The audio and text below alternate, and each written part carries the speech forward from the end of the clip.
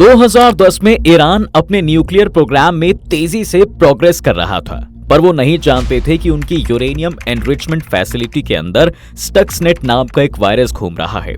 ये वायरस धीरे धीरे करके पूरी बिल्डिंग को डिस्ट्रॉय कर देता है और उनका न्यूक्लियर प्रोग्राम कई साल पीछे चला जाता है। अब इस खबर के बाहर आने के बाद सबसे बड़ा सवाल ये नहीं था कि इस वायरस को किसने भेजा, लेकिन ये जरूर था कि आखिर ऐसी एनरिचमेंट फैसिलिटी जिसके डिवाइसेस इंटरनेट से कनेक्टेड ही नहीं है, उसके अंदर भला वायरस किसने और कैसे इंस्टॉल किया।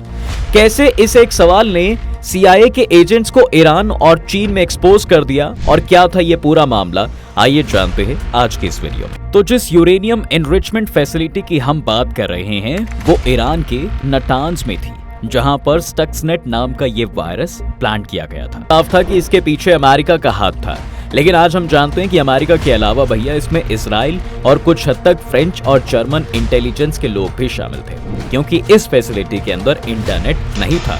तो ये घटना एक कॉन्फर्मेशन थी कि ईरान की सोसाइटी के अंदर अमेरिकन एजेंट्स जरूर मौजूद हैं जो जासूसी भी कर रहे हैं और इस तरह के ऑपरेशंस को अंजाम भी दे रहे हैं। ईरान में इस तरह के एजेंट्स का होना काफी बड़ी बात थी, क्योंकि ईरान में अमेरिका के डिप्लोमेट्स नहीं रहते, इसलिए आप डिप्लोमेटिक कवर के जरिए जासूसी नहीं कर सकते। लेकिन अगर उन्हें ईरान से इंटेलिजेंस मिल रही है तो इसका मतलब जरूर उनके एजेंट्स ईरानियन सोसाइटी में मिक्स हो चुके हैं, या फिर ईरानियन सोर्सेज और एजेंट्स को ही अमेरिका द्वारा हायर किया जा रहा है। सीधे शब्दों में कहा जाए तो भैया भारत और चीन में अगर कोई CIA एजेंट निकल आए तो हमें उतनी हैरानी नहीं होगी जितनी ईरान में देखकर होगी, क्योंकि उसमें रिस्क काफी हद तक बढ़ जाता है। अब इसके अलावा इंडियन इंटेलिजेंस एसेट्स को रिक्रूट करने के लिए भी अमेरिकन एजेंट्स को ईरान में जाना ही पड़ेगा, जहां डिप्लोमेटिक कवर की जगह बिजनेस कवर इस्तेमाल किया जाता था। एक दूसरा तरीका जो इस्तेमाल में लाया जाता था वो ये था कि एक बार कुछ एजेंट्स और सोर्सेज को ईरान में रिक्रूट करने के बाद उसने दुबई, टर्की या मलेशिया जैसे दूसरे देशों में मिलाया जा सकता था। इस तरह के कम्युनिकेशन के लिए इंटरनेट पर आपस में बात करना भी बहुत जरूरी था, तभी आप अगली मीटिंग का टाइम और जगह डिस्कस कर सकते हैं। और यही से CIA का एक बड़ा राज भी खुल गया। अब इससे पहले कि हम आगे बढ़ें, कुछ बेसिक टर्म्स का मतलब आपको समझाते हैं। स्पाइंग में सबसे पहले आता है एजेंट, वो आदमी जो एक्चुअली में जासूसी कर रहा है। इसके बाद इस एजेंट को मैनेज करने वाला होता है उसका हैंडलर, जो इन्फॉर्मेशन एक एजेंट कलेक्ट करता है उसे फिर एनालिस्ट करके भेजा जाता है, और ये एनालिस्ट का ही काम है कि वो उस इन्फॉर्मेशन को रिव्यू और डिकोड करे। फिर इसके अलावा हमारे पास एसेट्स भी होते हैं। ये वो लोग हैं जो दुश्मन देश के नागरिक और एजेंट से मिलते रहते हैं। इन्हें आप इन्फॉर्मेंट्स भी कह सकते हैं। इन्फॉर्मेंट्स के अलावा सोर्सेज की भी इंटेलिजेंस में बड़ी भूमिका है। सोर्स हर उस आदमी को कहा जाता है जो जाने अनजाने में आपके साथ इन्फॉर्मेशन शेयर कर रहा है। मुमकिन है कि स्पाई की किसी आर्मी ऑफिसर या जर्नलिस्ट से दोस्ती हो जाए और वो लोग उसे अंदर की बातें बताने लग जाएं। इसके बाद आखिर में आता है टारगेटिंग ऑफिसर, जो बताता है कि किस तरह की ऑर्गेनाइजेशंस में कौन से तरह के एसेट्स और सोर्सेज की जरूरत है। वापस कहानी पर लौटें तो CIA एजेंट्स को एक तरीका चाहिए था जिससे कि वो इंटरनेट के जरिए अपने ईरानियन एसेट से बात कर सके। वो मैसेज नहीं कर सकते थे क्योंकि ईरानियन टेलीकॉम कंपनीज उन्हें पकड़ सकती थी। इसके अलावा ईमेल या सिग्नल और व्हाट्सएप जैसे ऐप्स पर भी बात नहीं की जा सकती थी, क्योंकि अगर आपका डिवाइस जब्त कर लिया जाता है तो सारी बातचीत लीक हो सकती है और उसे एविडेंस की तरह भी इस्तेमाल किया जा सकता है। इसके साथ साथ वो कोई ऐसा सीक्रेट सर्वर भी अमेरिका या किसी फ्रेंडली कंट्री में स्टैब्लिश नहीं कर सकते थे जहां पर वो सिर्फ एसेट से बात कर सके, क्योंकि इस तरह का एक्सक्लूसिव सर्वर जल्द ही ईरानियन एजेंसीज की नजर में आ सकता था। अब इन सभी चीजों को बाईपास करने के लिए CIA ने एक अनोखा सॉल्यूशन निकाला जो बाद में चलकर उनके लिए ही परेशानी बन गया। CIA ने कुछ वेबसाइट्स बनाई जो सामने से तो एक नॉर्मल बिजनेस या लाइफस्टाइल ब्रांड की वेबसाइट ही नजर आती थी, लेकिन एसेट्स और हैंडलर्स को पता था कि वेबसाइट में खास सेक्शंस ऐसे हैं जहां क्लिक करके मैसेजेस छोड़े जा सकते हैं। अगर आपको कोई मॉनिटर कर भी रहा है तो उसे सिर्फ यही लगेगा कि आप किसी नॉर्मल वेबसाइट पर हैं। इन वेबसाइट्स के कई फायदे थे, जैसे कि इसे दिन में एक स्पेसिफिक टाइम के लिए ओपन किया जा सकता था और इसके डिवाइस जब्त होने का डर भी नहीं है, क्योंकि सिर्फ एक क्लिक के साथ वेबसाइट को क्लोज किया जा सकता था। ये तरीका इतना बेहतर था कि CIA के अलावा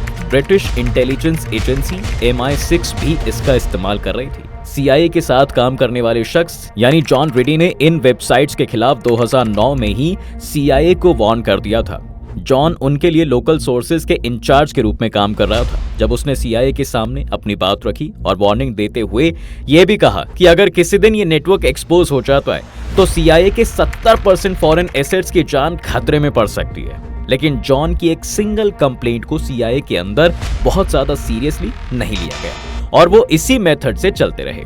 नटांज के डिजास्टर के बाद ईरान ने काफी डिटेल्ड इन्वेस्टिगेशन की थी और इसी इन्वेस्टिगेशन के समय उन्हें ईरानियन इंटेलिजेंस एजेंट का पता चला जो एक डबल एजेंट के तौर पर अमेरिकन के लिए काम कर रहा था। इस एजेंट की वजह से ही ईरानियन ऑफिशियल्स को सबसे पहले इन वेबसाइट्स का पता चलता है और उस एजेंट के पास भी एक वेबसाइट का एड्रेस था। जब ऑफिशियल्स ने इस वेबसाइट को स्कैन किया तो उन्होंने पाया कि वो सारी कम्युनिकेशन को काफी आसानी से ट्रेस कर सकते हैं। सिर्फ इतना ही नहीं, उन्होंने इस वेबसाइट के अंदर कुछ ऐसे इंडिकेटर्स भी देखे जिससे कि वो ऐसे बाकी साइट्स को भी लोकेट कर सकें। अब इसके कुछ समय बाद ईरानियन इंटेलिजेंस के पास CIA के दर्जनों वेबसाइट्स का लिंक था। अब यहाँ से आप ये भी समझ सकते हैं कि इंटेलिजेंस एजेंसीज किस तरह से काम करती हैं भैया। अगर यही केस पुलिस के पास होता तो शायद वो इन वेबसाइट्स को बंद कर देते, लेकिन उससे कुछ हासिल नहीं होने वाला था क्योंकि फिर CIA को पता चल जाता है कि उनका राज खुल चुका है। अब ऐसे में वो ना सिर्फ कम्युनिकेशन का नया रास्ता ढूंढ लेते बल्कि साथ ही जो एजेंट्स और एसेट्स इन वेबसाइट्स के जरिए एक्सपोज हो सकते थे उन्हें भी ईरान की पहुंच से दूर भेज दिया जाता। अब यहाँ पर ईरान ने इन वेबसाइट्स के साथ कुछ नहीं किया बल्कि वो इनकी मॉनिटरिंग करने लगे।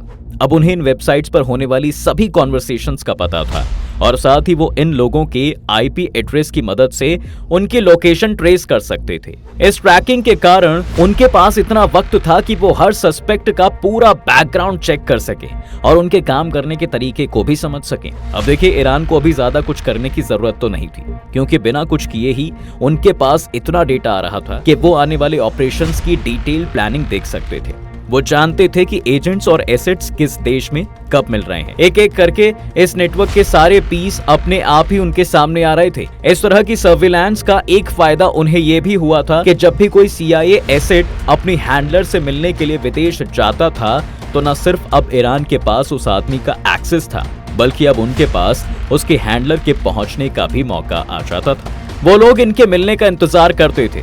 मीटिंग के दौरान या उसके बाद वो उस हैंडलर की तस्वीर भी ले सकते हैं और उसके पीछे एक आदमी भी लगा सकते हैं। एक बार किसी हैंडलर या एजेंट की फोटोग्राफ उसके पास है तो उसके लिए बाकी देशों के अंदर काम करना भी मुश्किल हो जाता है। इसलिए ईरान की तरफ से ये काफी स्मार्ट डिसीजन था कि पहले से वो सभी सबूतों को इकट्ठा करके रखें जिससे कि ना सिर्फ कोर्ट में ये केस प्रूव करने में मदद मिले और एक बड़ा नेटवर्क भी एक एक्सपोज हो पाए। अब ऐसा भी नहीं था कि CIA के साथ ऐसा पहली बार हुआ था। कोल्ड वॉर के दौरान जब क्यूबा में फिदेल कास्ट्रो की कम्युनिस्ट सरकार आई थी तब भी अमेरिका ने कई सारे क्यूबन्स को CIA में रिक्रूट करने की कोशिश की थी, लेकिन CIA ने जिन लोगों को हायर किया वो ज्यादातर क्यूबन इंटेलिजेंस के ही एजेंट्स थे जो कई सालों तक अमेरिकन को फेक इंटेलिजेंस प्रोवाइड करते रहे और बदले में उन्हें CIA की वर्किंग के बारे में इंटरनल नॉलेज भी मिलती रही। वापस ईरान पर लौटते हैं तो इस वेबसाइट नेटवर्क को एक्सपोज करने के बाद वो लोग स्टिंग ऑपरेशंस जैसी चीजें भी करने लगे थे और बाहर से जब कोई ईरानियन सिटीजन किसी CIA एजेंट से मिले वापस ईरान पहुंचता है तो उसे गिरफ्तार कर लिया जाता है और बहुत से केसेस में उन्होंने एजेंट्स और एसेट्स की हत्या भी करवाई। लेकिन अमेरिकन के लिए इससे भी ज्यादा बुरा ये था कि ईरान ने ये इंफॉर्मेशन सिर्फ अपने तक सीमित ही नहीं रखी बल्कि उन्होंने इसे चीन और रूस के साथ भी शेयर करना शुरू कर दिया था। इंटेलिजेंस एजेंसीज के बीच में इस लेवल का कोलैबोरेशन सिर्फ तभी देखने को मिलता है जब दोनों ही एक दूसरे को ट्रस्ट कर सके। अब इसी समय एक हाई रैंकिंग ईरानियन ऑफिशियल भी चीन की विजिट पर गया था जिससे हम ये कयास लगा सकते हैं कि ईरान ने ये जानकारी चीन के साथ भी शेयर की थी। अब चीन को जैसे ही इन एजेंट्स की आइडेंटिटी, उनकी लोकेशन और दूसरे फैक्ट्स के बारे में पता चला तो CIA ने ऑब्जर्व किया कि एक एक करके उनके एसेट्स तो भैया गायब होते जा रहे हैं। उनकी कोई खबर उनके पास नहीं पहुंच पा रही थी और अभी तक भी CIA ने ये डिस्क्लोज नहीं किया कि इस इंटेलिजेंस फेलियर के कारण चीन में उनके कितने लोग मारे गए।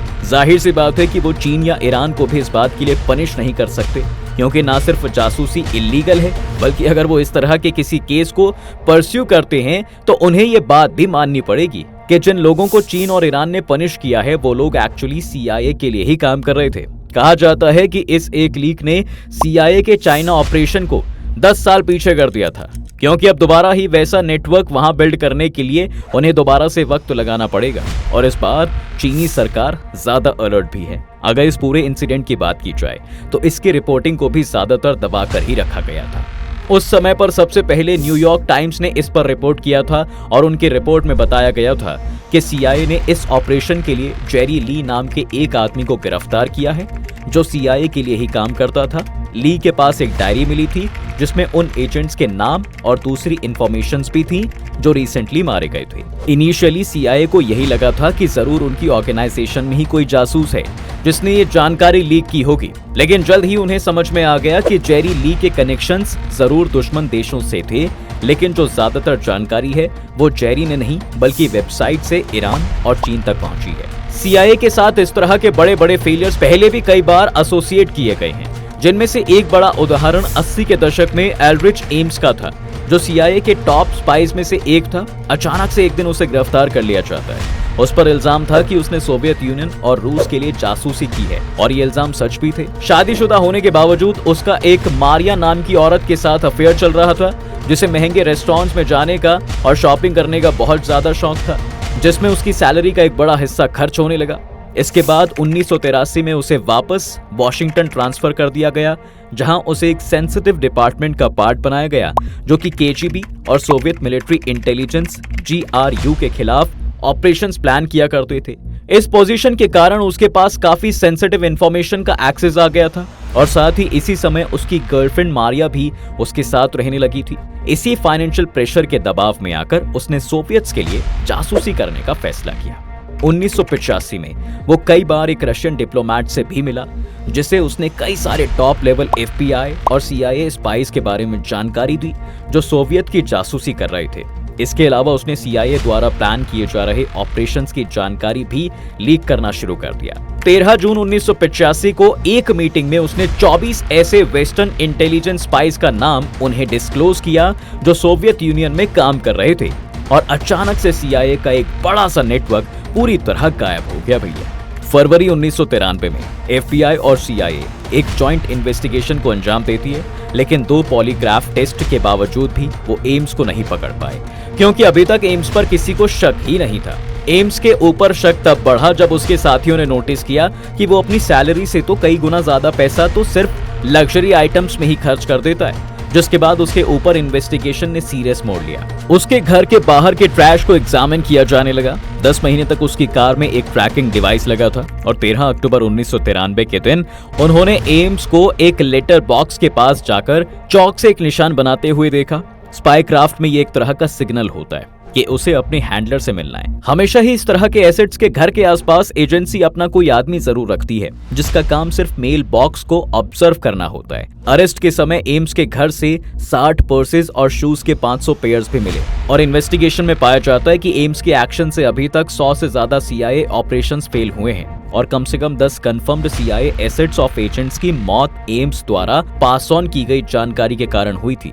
कहा जाता है कि KGB को एम्स के कारण इतनी एडवांटेज हासिल हो गई थी कि KGB द्वारा फैलाया गया प्रोपेगेंडा CIA से फिल्टर होकर भी कम से कम 3 प्रेसिडेंट्स की डेस्क तक पहुंचा है। और इसी तरह 9/11 का हमला भी CIA के लिए एक बड़े सरप्राइज की तरह आया, जिससे हम ये कह सकते हैं कि 80 के दशक के बाद CIA अपनी पुरानी रेपुटेशन से काफी वीक एजेंसी नजर आती थी, जो कॉन्स्टेंटली लीक्स और हैक्स का शिकार बनती रहती थी। खैर, अब ये वेबसाइट वाले सिस्टम को तो CIA ने बंद कर दिया है, लेकिन क्या अभी वो कोई ऐसा टूल इस्तेमाल कर रहे हैं जिसके बारे में ईरान या चीन जानते हैं? ये कहना मुश्किल होगा, क्योंकि जब तक कोई बड़ा फेलियर नहीं हो जाता तो इस तरह की खबर बाहर नहीं आएगी। पर आपको इसके बारे में क्या लगता है? अपनी राय हमें कमेंट सेक्शन में जरूर लिखें। उम्मीद है कि आपको आज की इस वीडियो में काफी कुछ नया मिला होगा। अगर आपको ये वीडियो पसंद आया है तो वीडियो को लाइक करें, और अगर आप इस चैनल पर नए हैं तो जाने से पहले चैनल को सब्सक्राइब करना बिल्कुल ना भूलें।